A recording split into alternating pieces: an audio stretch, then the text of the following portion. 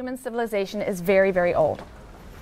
Nevertheless, our knowledge of the earliest stages of human civilization were quite limited for many centuries. That is, until the great archaeological discoveries of the 19th and 20th centuries, which unearthed for us the great civilizations of the ancient Near East, of which I have drawn a remarkably lifelike map here on the board.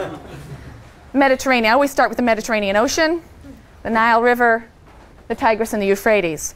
So the great civilizations of ancient Egypt, Mesopotamia, and the area we refer to as the Fertile Crescent, of which a little part here about the size of Rhode Island is Canaan, or Canaan.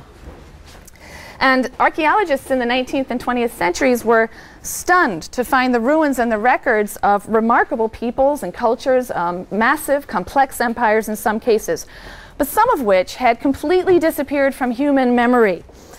Their newly uncovered languages had been long forgotten. Their rich literary and legal texts were now undecipherable. That soon changed. But because of those discoveries, we are now in a position to appreciate the monumental achievements of these early civilizations, these earliest civilizations. And so many scholars and many people have remarked that it's not a small irony that the ancient Near Eastern people, with one of the, or perhaps the most lasting legacy, was not a people that built and inhabited one of the great centers of ancient Near Eastern civilization. It can be argued that the ancient Near Eastern people with the most lasting legacy is a people that had an idea. It was a new idea that broke with the ideas of its neighbors. And those people were the Israelites. And scholars have come to the realization that despite the Bible's pretensions to the contrary, the Israelites were a small, and I've actually overrepresented it here, I'm sure it should be much smaller, a small and relatively insignificant group for much of their history. They did manage to establish a kingdom in the land that was known in antiquity as Canaan.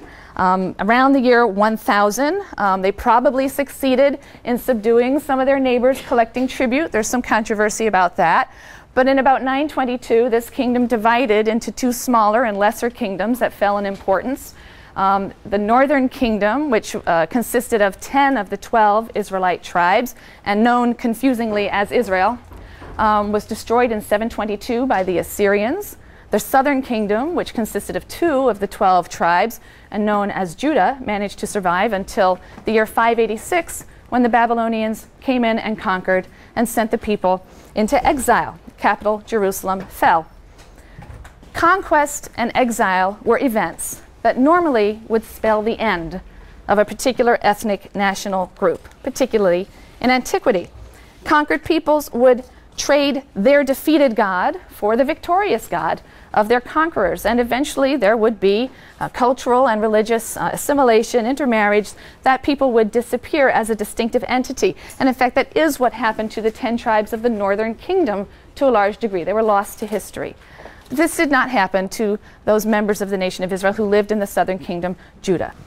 Despite the demise of their national political base in 586, the Israelites alone, really, among the many peoples who have figured in ancient Near Eastern history, the Sumerians, the Akkadians, the Babylonians, the Hittites, the Phoenicians, the Hurrians, the Canaanites, they emerged after the death of their state, producing a community and a culture that can be traced through various twists and turns and vicissitudes of history right down into the modern period.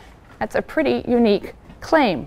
And they carried with them the idea and the traditions that laid the foundation for the major religions of the Western world, Judaism, Christianity, and Islam.